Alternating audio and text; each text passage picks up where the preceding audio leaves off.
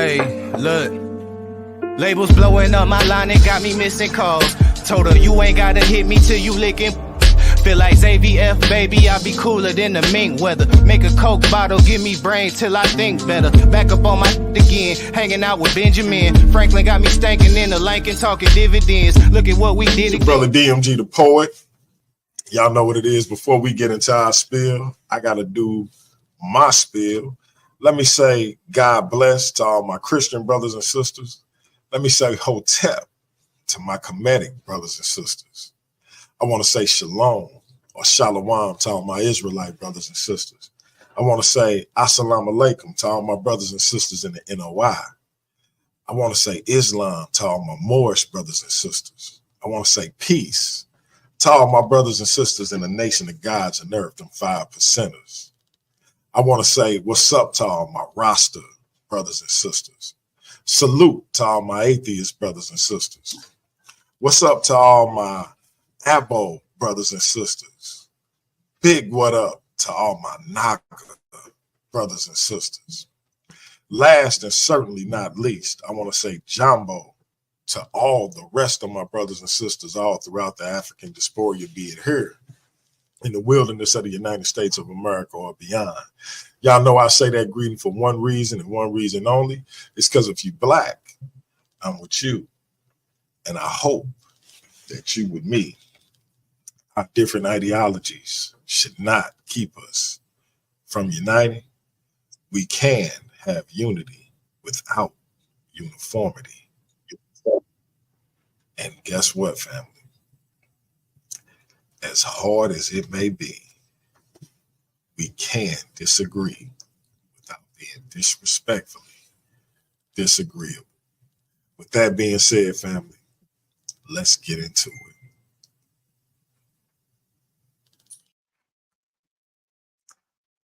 Family, family, family, family, family.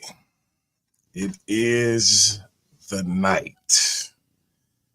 It is the night where the fate of America is going to be decided, or so they seem to be telling us. What up, B?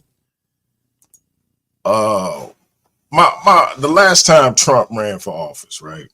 My grandmother. Well, no, not the last time. I shouldn't say the last time. The first time Trump ran for office. I went to see my grandmother. She was at a rehab facility. And this was the last election that she would see. And my grandmother used to work for the polls. Every election season, she would go over to my old elementary school, and she would assist people with voting. And she and I talked, and I was like, man, I kind of think Trump might win. I said, I don't know. I just got like a little eerie feeling. I say, but ultimately, I think Hillary gonna pull it off. She was like, nah, Trump gonna win. And I was like, Mama, why you say that? And she was like, we had 8 years of Obama. And usually the way it goes is when the Democrats get one in, they gonna get one in. She was like, we had 8 years of Clinton. And they got 8 years of Bush, etc. And I was thinking about it, and I was like, man, when you really think about it, it's almost like a retaliatory type of thing. Like, hey, we getting them up out of there.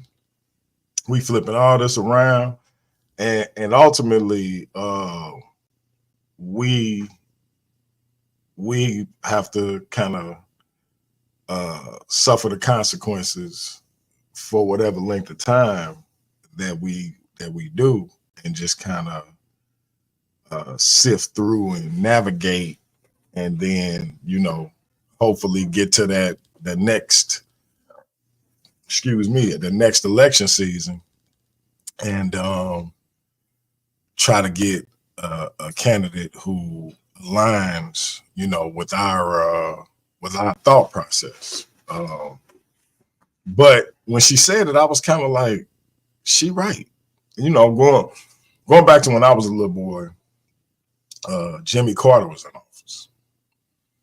And sure enough, Ronald Reagan came in. Now, Ronald Reagan was super popular. For those who don't remember, he was super popular.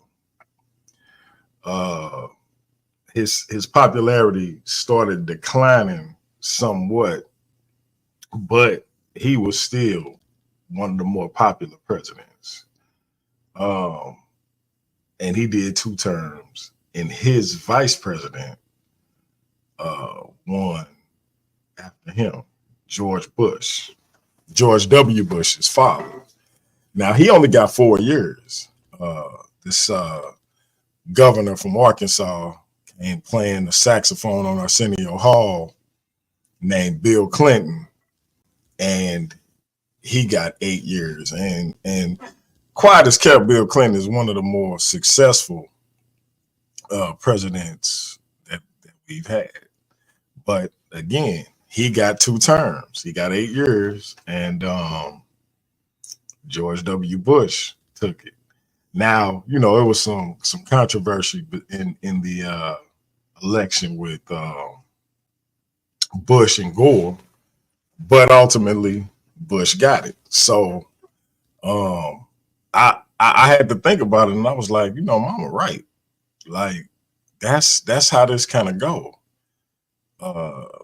Whatever the one side can do to get the other side out of there, they are going to do it. They're going to fight tooth and nail to do it. And, you know, we as the innocent bystanders, we just kind of sitting back as the victims of the people who are vying for these positions of power.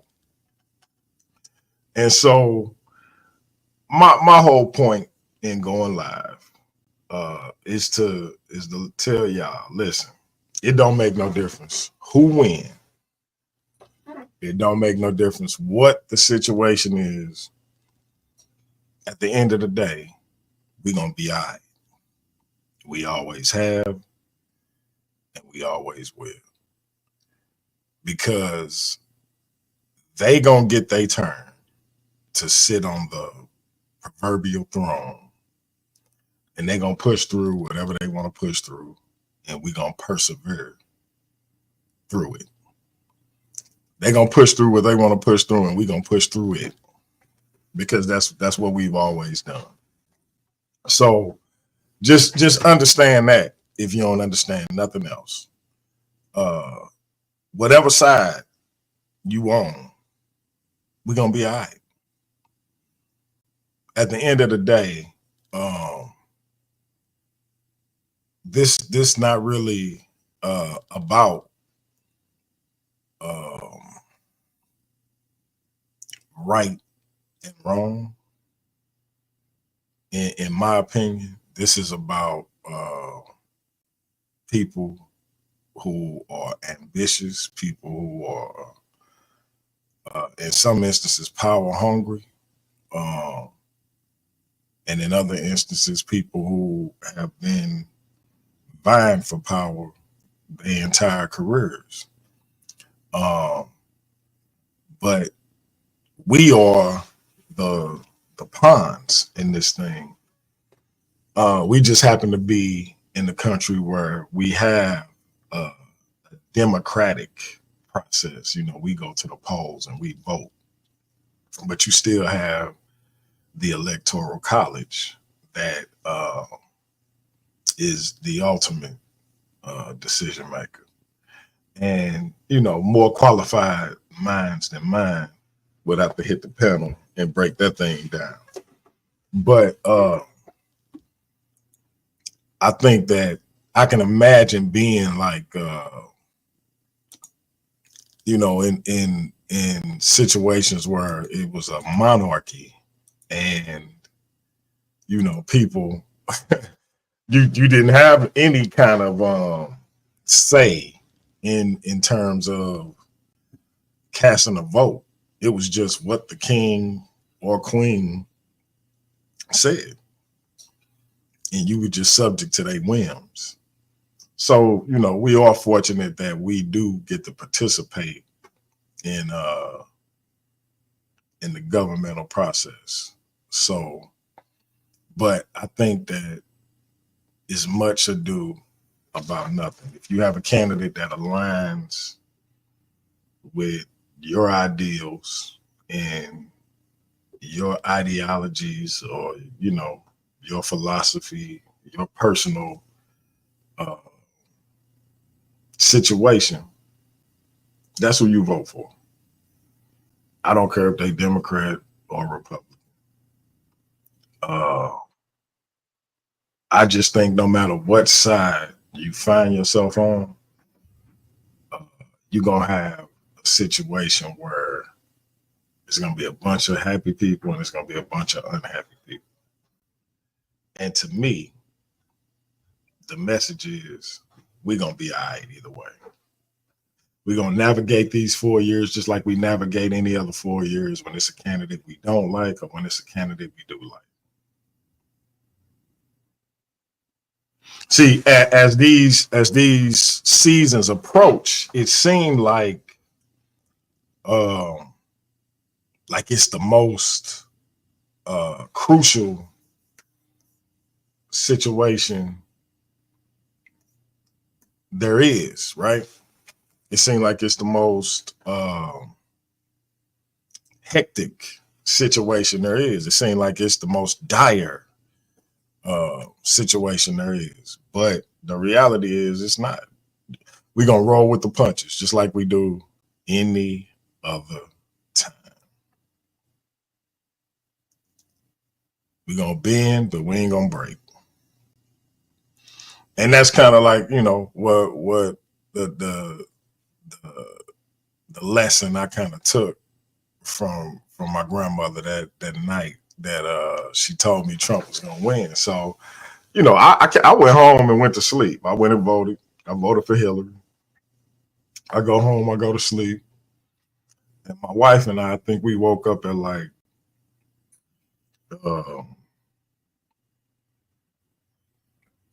maybe 1 or 2 in the morning or something like that, right? And it was like, Trump won. To me, it was a shock. I ain't gonna hold you. But I was like, Trump won. And she was like, man, get out of here. I'm like, nah, he won. And when I went to see my grandmother the next day, she was like, I told you. And she was just grinning from ear to ear. She was like, I told you. She was like, don't worry about it, though. It's going to be 4 years or it's going to be 8 years. Either way, we going to be all right. And that's the bottom line. We going to be all right. That's what I should have made the America Decides. We going to be all right. Because that's the ultimate end all be all. Every time it's an election, we sound like we think it's going to be the end of the world. It's going to be the end of society as we know it. And we be all right. So my message to anybody who took a stance and who voted, who think Kamala Harris is the worst candidate ever, who think, as I do, Donald Trump is a buffoon. Like, I think dude is a buffoon.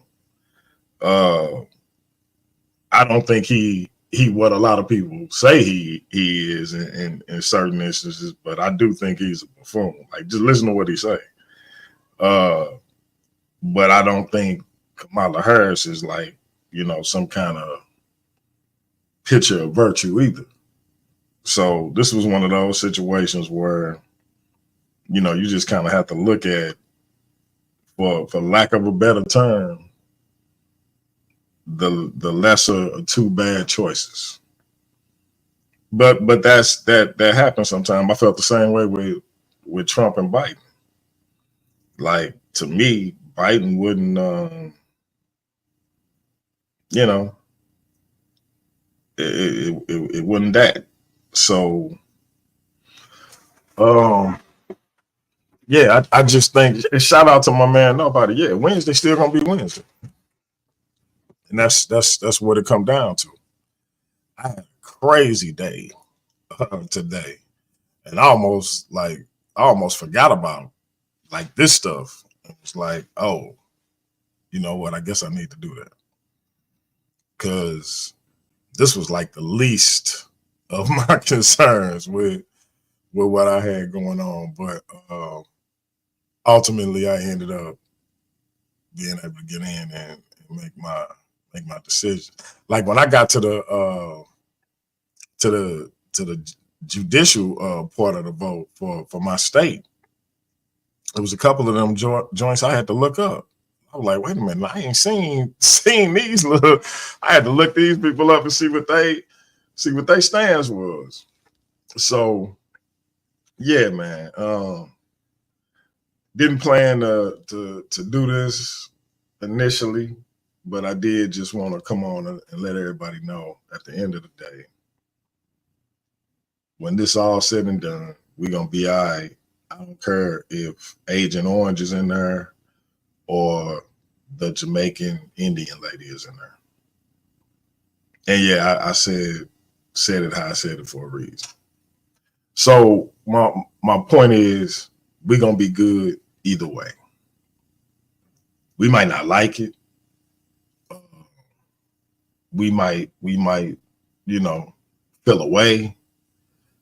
But again, we're gonna navigate those waters, and we're gonna do what we gotta do to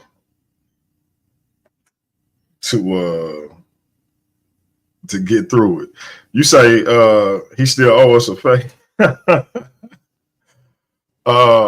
Yeah, I'll let your boy.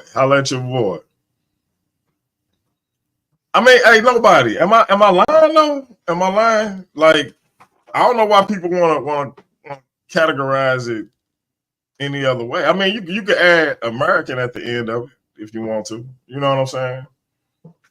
I ain't mad at that. You know, but yeah. That being said, listen, we gonna be good regardless. And specifically, I'm talking about everybody, but specifically Black people, because we gonna have the same challenges that we've always had to endure, that we've always had to overcome, that we've always had to push through. It don't make no difference which one of these individuals get in. Agent Orange don't care, and the Jamaican Indian lady don't care.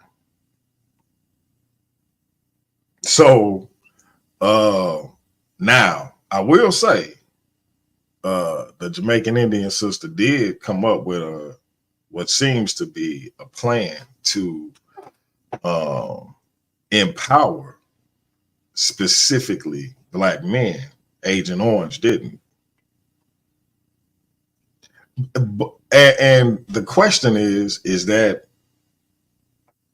pandering? That's a fact, B. That's a fact. That's just a fact. So, and you know, I did a joint talking about how the Republican Party betrayed our people, right? One of the things about that is, like, you know, the Democrats or Dixiecrats, whatever you want to call them, they were the individuals that wanted to keep our people in bondage.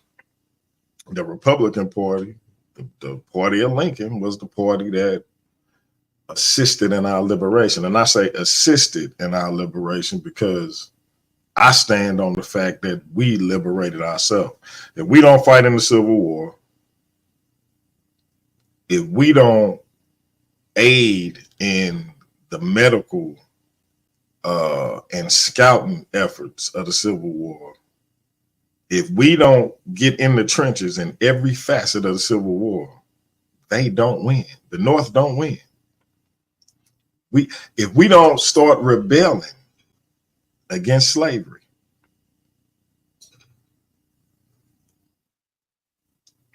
the North don't win. They couldn't do it without it. Like General Robert E. Lee was out strategizing Ulysses S. Grant. Matter of fact, it wasn't Ulysses S. Grant, because I think Ulysses S. Grant came in later. And 100%, B, 100%.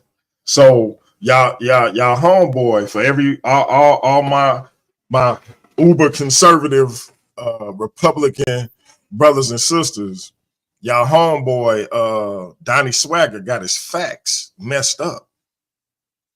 So we liberated ourselves. Don't get it twisted. And the effort wouldn't like this merciful moral inclination. This was about keeping the Union intact. I believe it's a quote somewhere out there, and my man B. Watch can correct me if I'm wrong.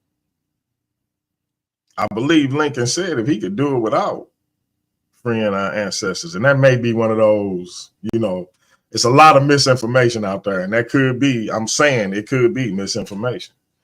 But I've heard this thrown about, and never just took the time to look into it.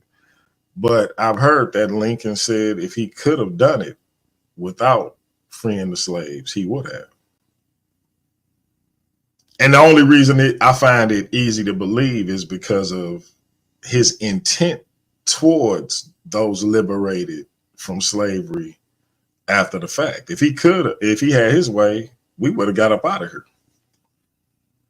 But our ancestors was like, nah, we earn this, and we staying here. So I don't know what you talking about, but we earned this. We earned our place here. We bled for this. Like you know what I mean? So I'm gonna have to pass on that.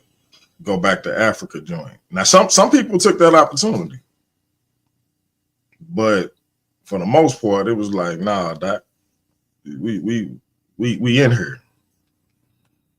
So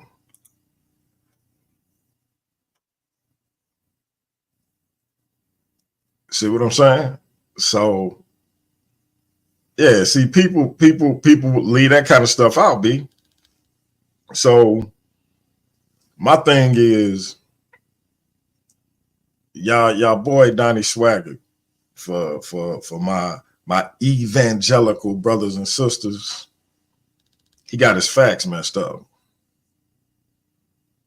Because he kindly left out that those who enslaved our ancestors was perpetrating the fraud that they was Christians, and he somehow neglected to leave out that he got slave owners in his very own lineage. The audacity of that bastard. But anyway, back to the topic at hand. We see these plays for power within this country all the time.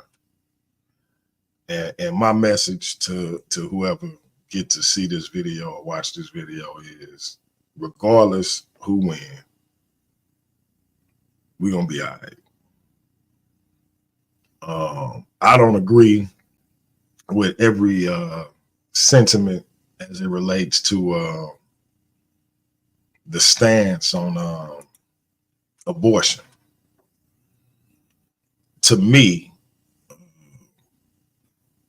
carrying and delivering a child is a life and death proposition. I've seen my wife do it 5 times. And 3 of those 5 times, she easily could have lost her life. I remember going when she had my son. I went down to the car. I can't even remember what I got, but when I came back, she had told me when she was going down, she was going to get up and use the bathroom. And when I ran down and came back up, it was nurses and doctors and stuff running to the room. I'm like, what's going on? They wouldn't let me in the room. Her placenta, it wasn't doing what it was supposed to do. And she basically was bleeding to death, like right there talking to me, like everything was normal. But when she got up, blood went everywhere. And a nurse happened to walk in right after it happened and saw it and was like, oh my God, and ran, got doctors and all of that. A doctor had to literally start like making her, her body react the way it was supposed to, or she would have died. Like right there, it just so happened she got up to use the bathroom, or she could have been sitting there talking to me at her bedside and not been here no more. So I'm not finna be the cat that tell a woman, like whatever the circumstances is, I'm not finna tell her to endure that because somebody say it's wrong.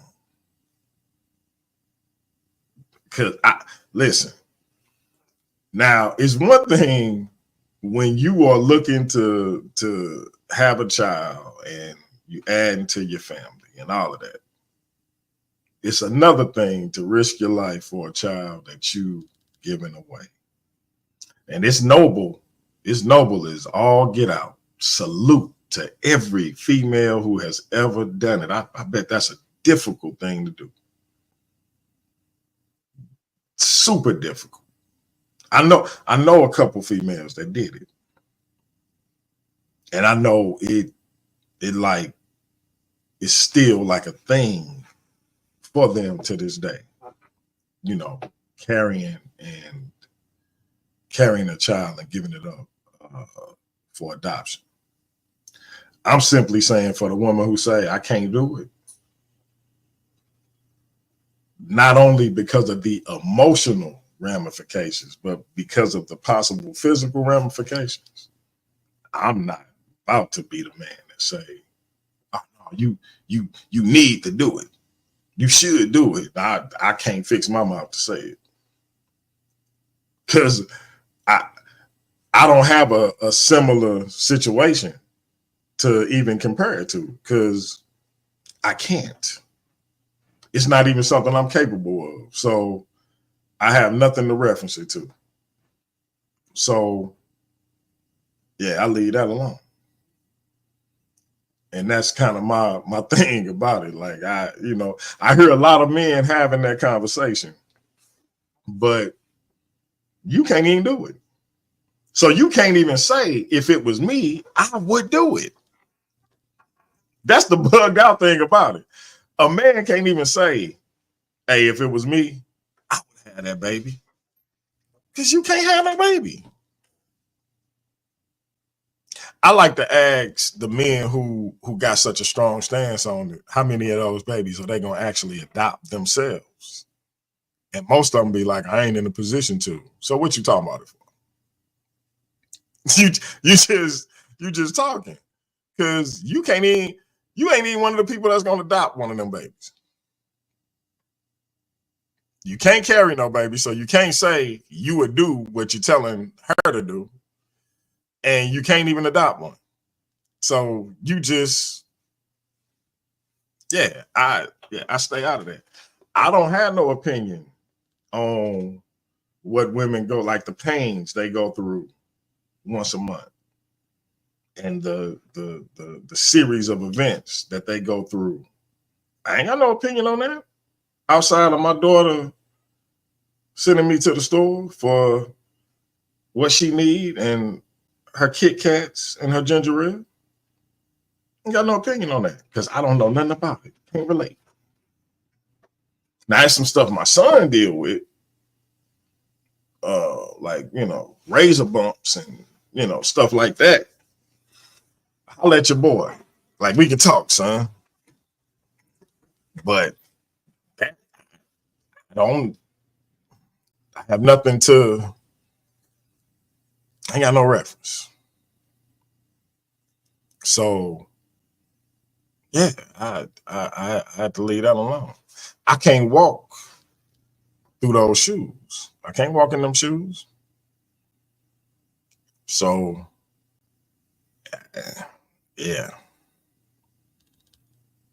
And the issue of children and being confused about things, I do have some strong opinions on that. And it is kind of bizarre to me. Like that is, yeah. But, parents that capitulate to that is, yeah. I don't want to get my platform in no kind of pearl. So I'm gonna be easy, but yeah, that is kind of unreal. But it's hard to disseminate what's rhetoric and what's fact when it comes to that too, though.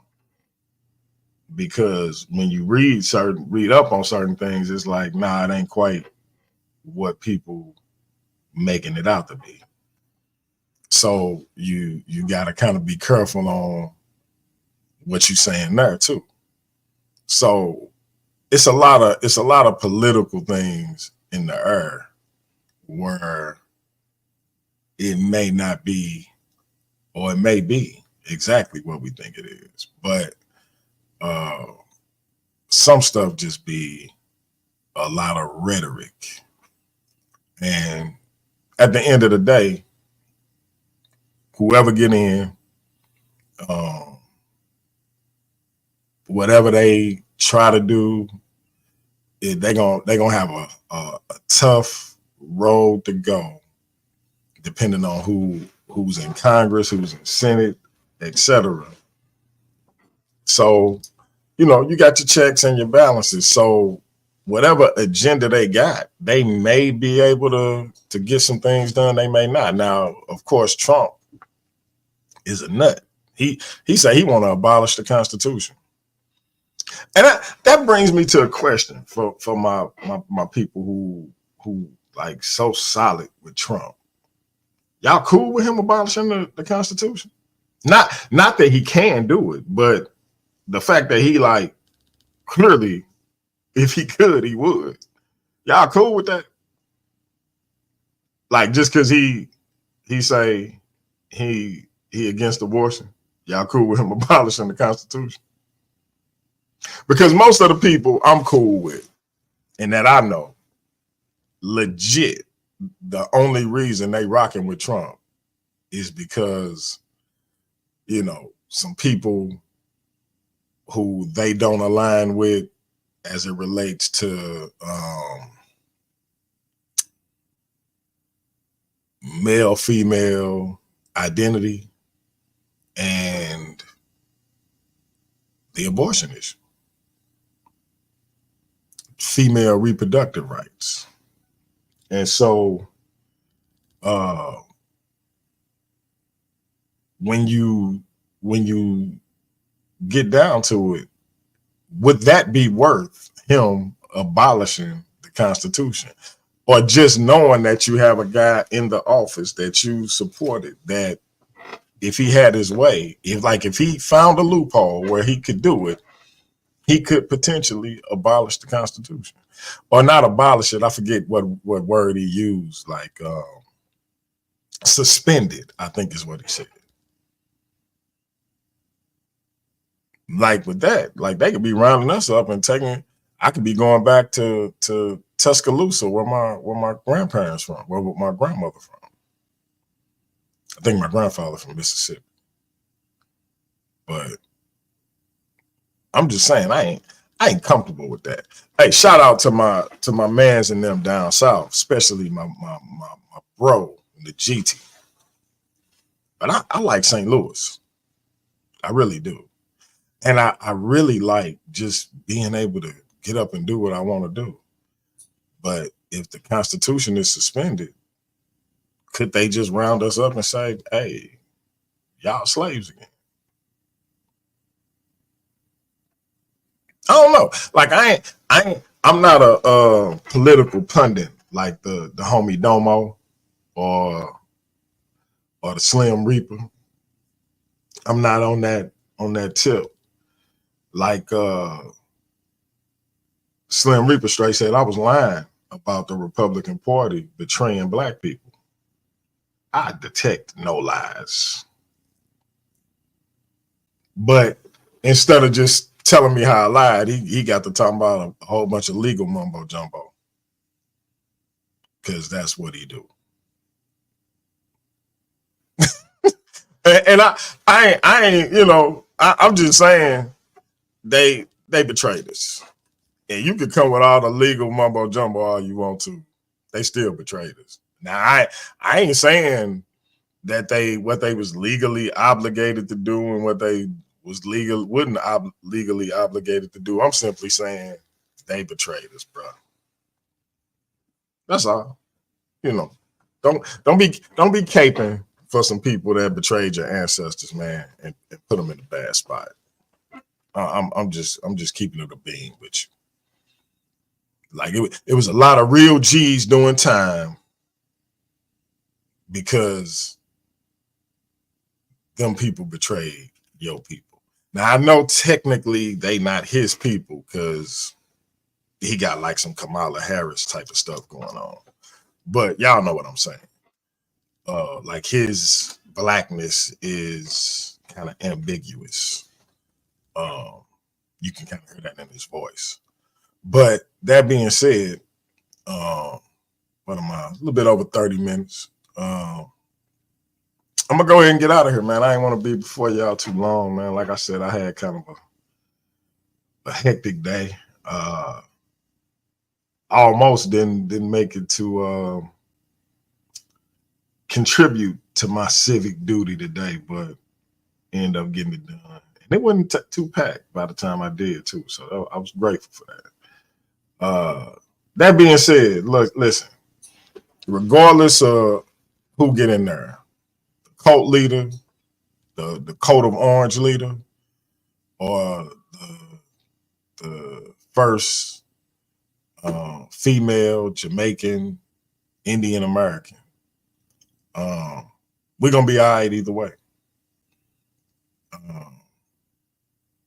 Because black people gonna have a tough road to hoe regardless, because that's just the nature of this beast. It's a song by my favorite artist, goes by the name of Tupac Shakur, and it's called It Ain't Easy Being Me. And if you know anything about our history in this place, it ain't easy. We just make it look good. So shout out to everybody that was able to watch. Shout out to those who gonna watch the replay. Hope everybody got out to vote and represented your ancestors who put it on the line so we could do so. And, at the end of the day, man, listen, whoever get in, we're gonna have to traverse some trouble waters either way. But if you're a Christian, I don't care who win, pray for them, because you're here. And so you want that that transition to go as smoothly as possible, because we know things could go awry rather quickly. But I'm gonna get on up out of here, man. Y'all keep your head up. Don't lose your mind. Don't be storming the Capitol with the crazies. We're gonna be all right. Till next time, we'll be black at it, man. This weekend, this Saturday, it's gonna be me and the brother James Cassell, who is the GOAT, LeBron James, or Michael Jeffrey Jordan. Now, I got Mike.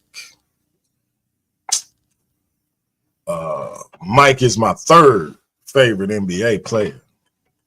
Allen Iverson is my favorite player. Kobe is my second favorite player. But I got Michael Jordan as the GOAT. You know why? Because my two favorite players say he the GOAT. That's part of it, but also because I just think he the GOAT. And I think the statistics that I'm going to show, the information I'm going to show, the scholarly sources that I'm going to show. That's right. I said scholarly sources in a sports debate. That's how I'm doing it.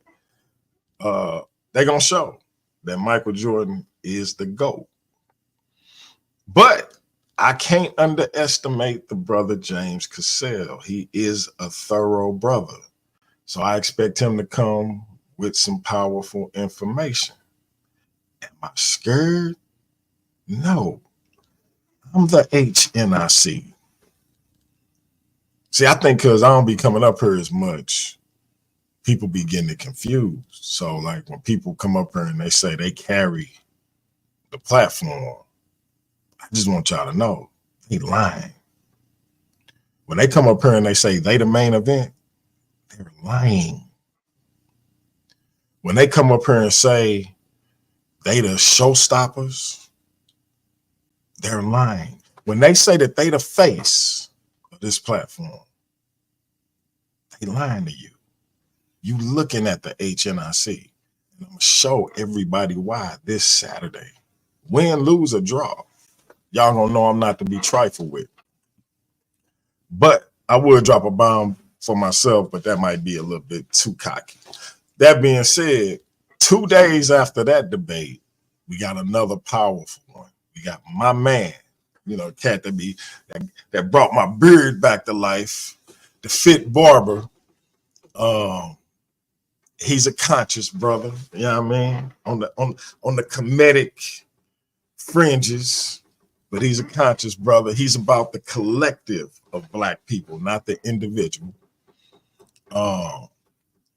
He'll be taking on our brother LP. The question is, should Black people get back in the church? LP says, absolutely. The Fit Barber says something different. I think that's going to be a good one. That's next Monday on the 11th, I believe. Yep, the 11th. 7 p.m. Central Time. You know, I always put 7:15 because a brother be running late. I be on CP time for real. But 7 p.m. Central Time for both of those. That's 7 p.m. Central Time for me and the brother James Cassell, who is the GOAT. I'm going to show him why Michael Jordan is unequivocally, unadulteratedly. Yeah, I just made that word up. Undisputedly, the GOAT of NBA basketball. And then my brother, the Fit Barber, and my brother LP gonna answer the question: should Black people get back in the church? Get back to church, go back to church, however we worded it. And I think it's gonna be a good one, man. Two world-class barbers asking a question about whether or not Black people should get back in church. And it was interesting as I was sitting in the barbershop and I was waiting to get my beard trimmed up. This sister was sitting next to me. And she said, "What?" This is a sister now. She said, what is the Black church? And I was like, "You never heard that phrase?" She was like, "No." So she went on to explain to me that her church was mostly Black, but it was multicultural, and that she's never heard that phrase, the Black church. And then, of course, my man Mike pounced on her. And if her son wasn't getting a haircut, I think she would have ran up out of there. But yeah, she says she don't see color at all. She don't deal with color. It's not a thing to her. It's strictly about brothers and sisters in Christ. Hey, I salute, sister. Salute. And like I told her, that's the way it should be. You cut us open, it's all the same. It's really only one race, it's the human race. Race is a social construct. However, as this social construct gained more and more recognition, it gained more and more power and more relevance. And it's something that we definitely have to deal with and acknowledge. When people say they don't see color, I just think they lying. Like on a literal sense, if you don't see color, how you know your church got mostly black, but Latinos and whites sprinkled in? You see color. You may not judge it the way some people do. You may not worry about it or let it define you the way some people do, but you definitely see it. And I hope you never find yourself in a situation where it becomes crystal clear to you that you live in a world surrounded by people who see it. With that being said, tune in to those debates coming up. We got a lot more coming for y'all. So go back and watch the replay. My brother Nobody from Trust and Believe the Gospel and Dr. Too Sweet had a powerful debate this past Saturday. Very relevant to tonight. Who is the better presidential candidate? My boy Nobody put up a powerful argument for Donald Trump. Dr. Too Sweet put up just as powerful an argument for Kamala Harris. I guess it's all going to come out in the wash tonight. So we'll be back at it again, family. It's been Paradigm Shift TV 314. This is your brother DMG, the poet. I'm going to leave y'all with the brother Neo Love. Till next time, that's peace, y'all. I'm out.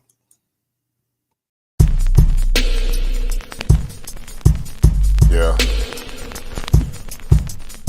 I know I got about 30 seconds to make y'all feel this before y'all turn it off these days. That I might not even release it. But I be doing this shit for me, help me get through. I feel like I give until I can't, but most don't recognize it till I ain't. Blood on them covers, she hoping paint. Sorry mama, but it ain't. This world took a toll on me, and everyone that say they love me always seem to follow me. The same one that call me great, treat me like I ain't shit. I read between the lines, it's written all over your eyes. I see the disappointment in the eyes of the ones who want me dead, but I ain't never been scared, I tried to get there. Sometimes I wonder if I survived or did I die on that ride to that hospital. Demons all around me, I am not mental. This game of life, it is not simple. Last time I was happy, I was popping pills.